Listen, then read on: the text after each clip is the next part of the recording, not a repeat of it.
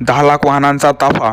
जो आंदोलनामध्ये सहभागी होईल त्याने सोबतच भाजी भाकरी घ्यावी, आपल्याला झोपता येईल त्यासाठी अंगावर घेण्यासाठी काही पांघरून घ्यावं असं सुद्धा जरांगे सांगतात। आपण ज्या गावातून जाणार त्या ठिकाणी आपली जेवणाची सोय झालेली असेल अशी माहिती माझ्यापर्यंत आली असं सांगून जरांगे वारंवार सरकारला डिवचतायत। मराठ्यांचं वादळ मुंबईला धडकणार म्हणून शिंदे सरकारची आधीच गोची झाले, पण 20 जानेवारीच्या अगोदरच असं काहीच सरकार करेल की मनोज जरांगे पाटलांचं हे आंदोलन गुंडाळलं जाईल आणि मनोज जरांगे पाटलांवरती गनिमी कावा पद्धतीने चाल केली जाईल अशी शक्यता वर्तविण्यात येते।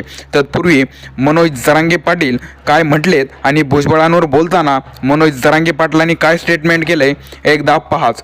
गरजवंत मराठ्यांचा उभा राहिलेला हा लढा आज इथपर्यंत येऊन ठेपलाय। सरकारने 2दा वेळ मागितला, पहिले 40 दिवस मागितले, काहीही त्याच्यावरती झालं नाही। त्याच्यानंतर 2 महिने मागितले तरीही त्याच्यावरती काही झालं नाही आणि मग कधीपर्यंत वाट पाहायची? एकतर हा म्हणा नाहीतर नाही म्हणा, खेळवत किती दिवस मराठ्यांना ठेवायचं? इतकं दिवस झालं या आरक्षणासाठी मराठा लढतोय, झगडतोय। गरजवंत लोकांसाठी आरक्षण पाहिजे। गोरगरीब थकलेला पिसलेला समाज पुढे आणण्यासाठी किंवा शिक्षणामध्ये त्या सगळ्या लोकांना सोयी सुविधा मिळावीत। प्रत्येक सर्वसामान्य गोरगरिबाचं पोरग शिकलं पाहिजे, पुढं सुद्धा गेलं पाहिजे। एकंदरीत या सगळ्यांबद्दल तुम्हाला काय वाटतंय कमेंट करा।